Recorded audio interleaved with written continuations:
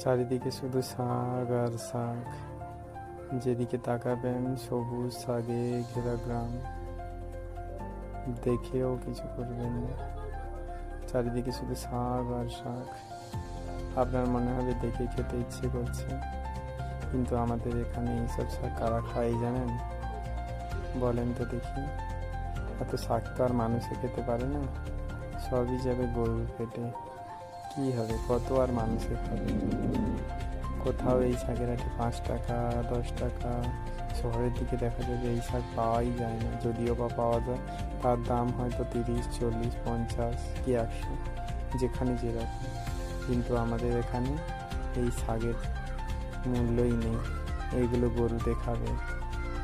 আপনাদের যাদের এই শাক খেতে পছন্দ কমেন্ট করবেন, রিপ্লাই দিয়ে দেবো, চলে আসবেন আমাদের বাড়িতে। তাহলে